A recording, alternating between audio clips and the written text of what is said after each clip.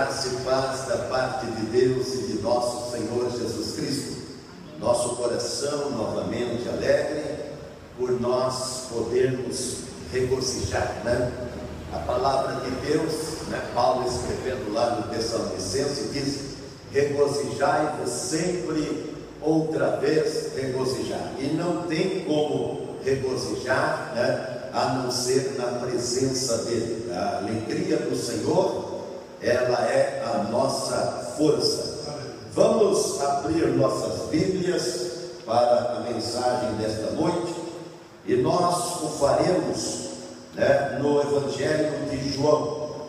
João, no capítulo de número 8, o verso de número 36, diz assim: se pois o Filho vos libertar, verdadeiramente sereis livres. Feche os olhos. Bendito Deus, no precioso nome de Jesus oramos, quando novamente nós lemos a Tua Palavra para nossa reflexão, para a mensagem, para o sermão desta noite.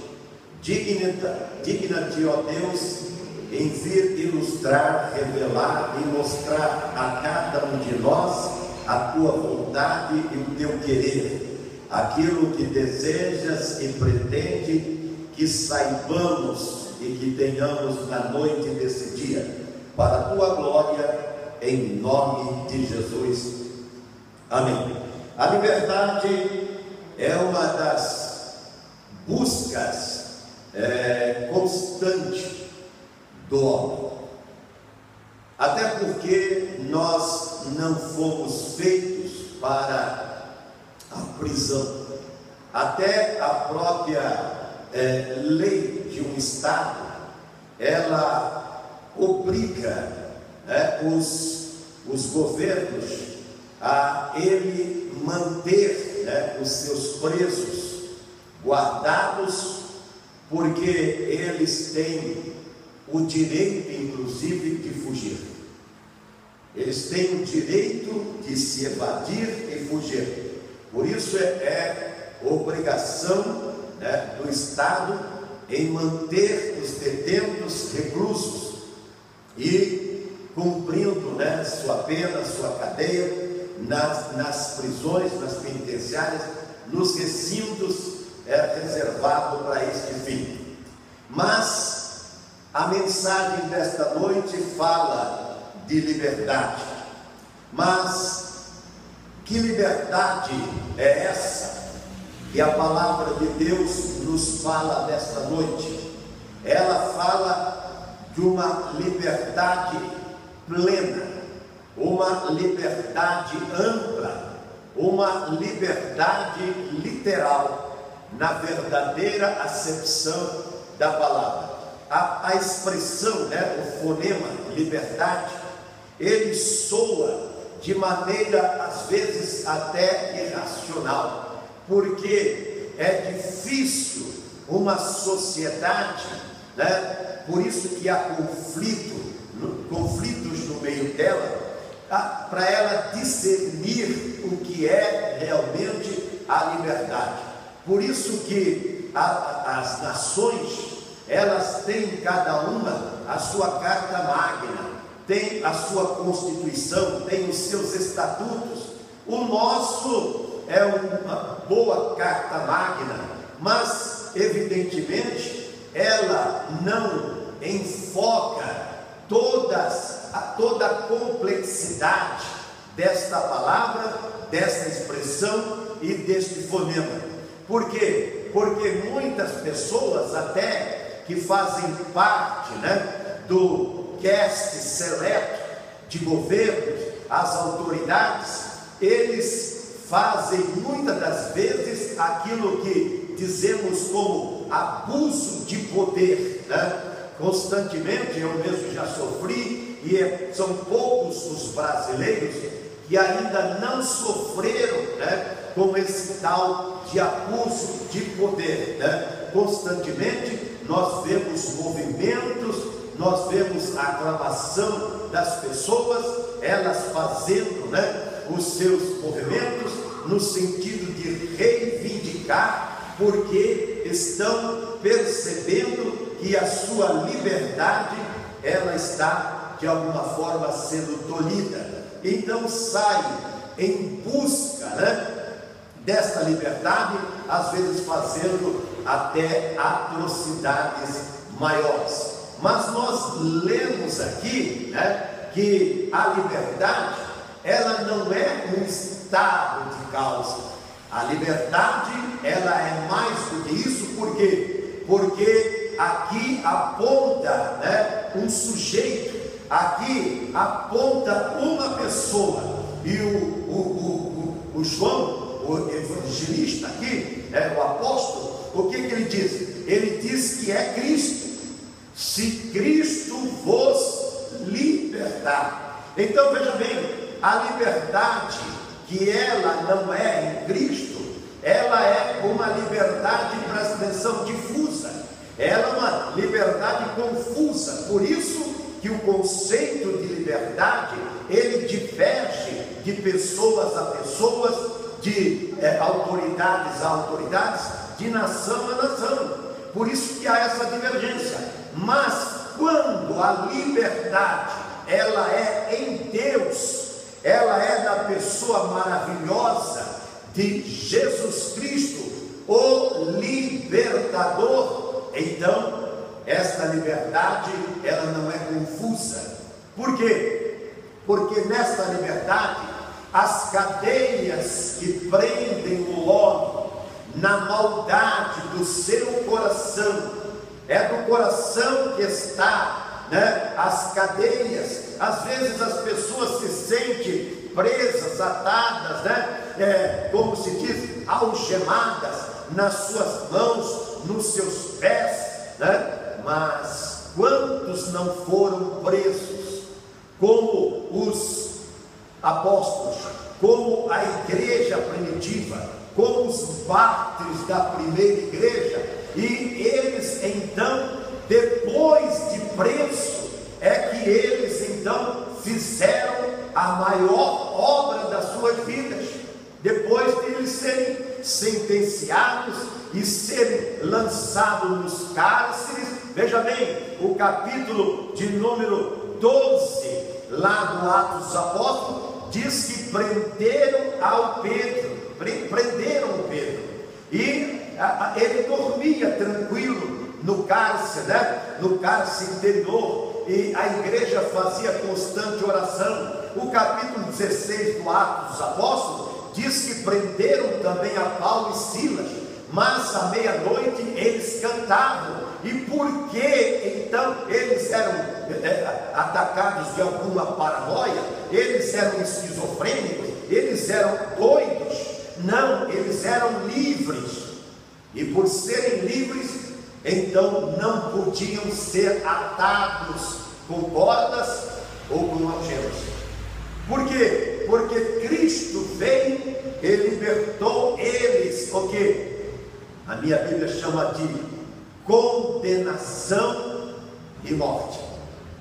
A grande prisão do homem não são as barras de ferro, não são as sentenças proferidas pelos magistrados e pelos juízes. A grande prisão do homem está aqui, no seu coração. Por isso que Jesus, em Mateus 15:19, diz que do coração do homem provém as maiores nojeiras.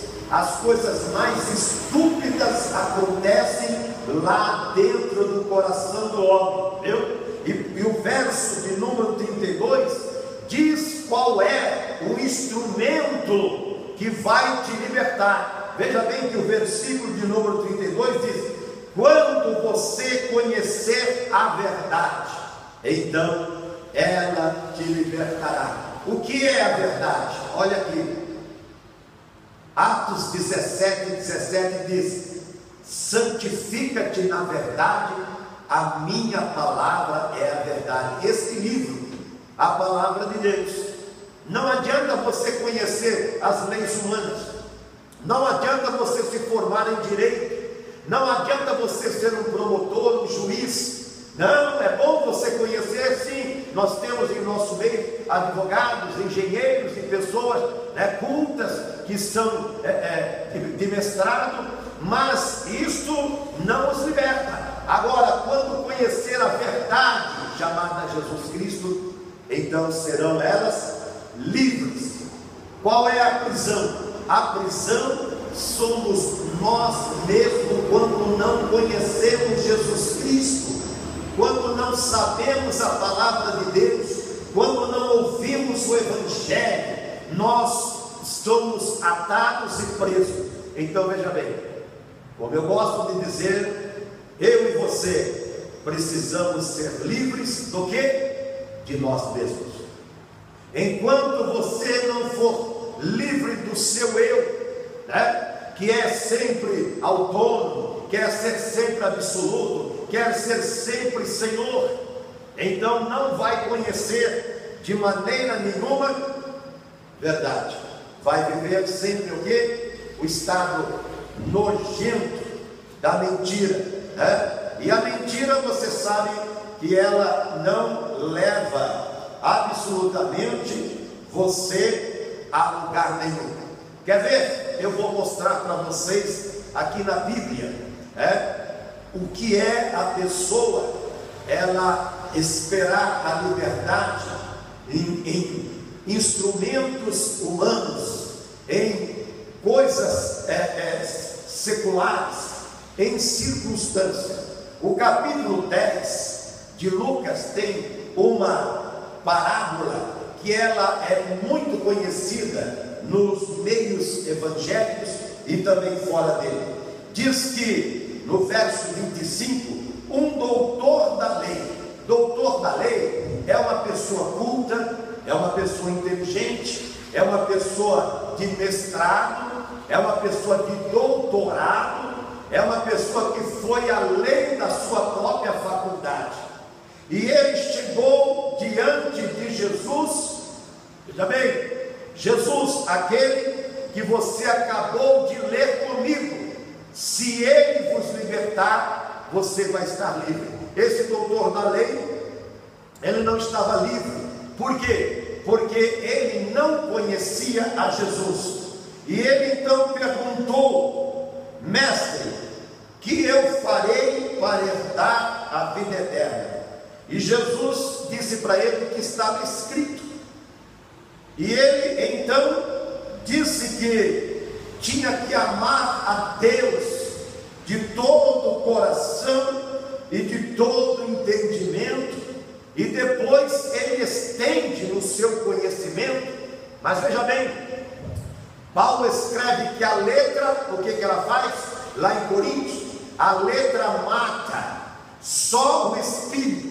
Tem muita gente que ela é doutor em Bíblia, mas elas não conhecem o dono da Bíblia, não conhecem o que? O Cristo. Se Cristo vos libertar, se Jesus vos libertar, você vai estar livre. E elas versadas, elas discutem, elas se apresentam nos seminários, ilustram, apaixonam inclusive a plateia e a multidão com o seu vasto conhecimento, não só histórico, como também geológico, porque conhecem inclusive o lugar, estudam e aprofundam-se no conhecimento, mas elas não conhecem Jesus.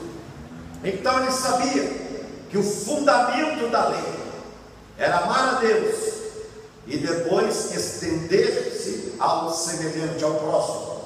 E Jesus, quando ele respondeu afirmativamente e acertadamente, Jesus olhou para ele e disse: então faça isso e viva. E esta palavra que Jesus ele expressou não caiu muito bem, sabe, nos ouvidos daquele homem, daquele ilustre cidadão daquela terra. E aí então ele pergunta para Jesus: quem é o meu próximo? mostrando a sua ignorância total, mostrando que ele, em matéria de teoria, ele era um gênio, mas em matéria de prática, ele era analfabeto, ele era indouto, ele era um ignorante. E ele então, que chegou diante de Jesus, com um vocabulário portentoso, agora ele desce os degraus da ignorância e pergunta, é um doutor da lei, todos nós aqui sabemos quem é o próximo. Ele pergunta quem é o próximo. É lógico que ele percebeu que Jesus estava vasculhando, porque Jesus que fez você, ele pode e ele sabe como passear no seu interior, ele sabe como entrar lá dentro da sua alma, porque a própria palavra diz que ela, o Hebreus 4,12, vai até as juntas e medulas, vai até a divisão da alma e do espírito, para discernir o seu pensamento. Então ele percebeu que Jesus estava penetrando nas regiões que ninguém, o maior psicólogo, o maior analista, aquele que diz ser estudioso da alma, ele não pode ir, mas Jesus vai, porque foi ele quem fez a alma do homem, foi ele que fez inclusive o homem. E ali então ele diz para aquela autoridade, para aquele doutor, a parábola, que ela sintetiza o que é a liberdade, é você não ter fronteiras. Nós, preconceituosos, nós temos barreiras enormes, barreiras culturais, nós temos em relação a muitas questões da nossa vida, barreiras sociais, nós temos barreiras econômicas, nós temos muitas barreiras, e eles tinham a barreira social com os samaritanos, eles tinham, e Jesus então usou este ponto que era negativo na vida de alguém que sabia a letra, que tinha que amar o próximo, mas para ele o samaritano não era o próximo. Como muitas pessoas, você que está aqui nesta noite e você que vai me ouvir a posterior, já ouviu muitas pessoas dizerem que elas preferem os animais. Inclusive, presta atenção no que eu vou dizer, nós tivemos um presidente, chamaram ele lá de João, não sei das quantas, ele disse em público, no tempo da idade do ferro que teve aqui no Brasil, que ele preferia o cheiro dos cavalos do que o cheiro de gente. O João Figueiredo falou isso no tempo da ditadura, nos anos de ferro.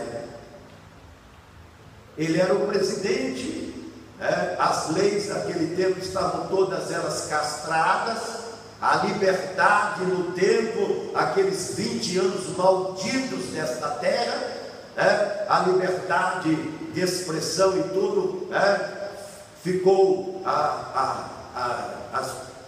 ao Deus dará, e hoje são muitas pessoas que não são presidentes, que elas dizem que preferem os animais às pessoas. Eu já ouvi, presta atenção, eu já ouvi crentes dizerem isso, que preferiam os seus cachorros a preferir pessoas. Eu não fiquei aturdido nem escandalizado, porque a minha Bíblia diz que no final dos tempos, Mateus 24, né? Diz que o amor de muito ia esfriar. Então as pessoas, agora você sabia que nós aqui no Brasil temos a segunda população maior de cães da terra?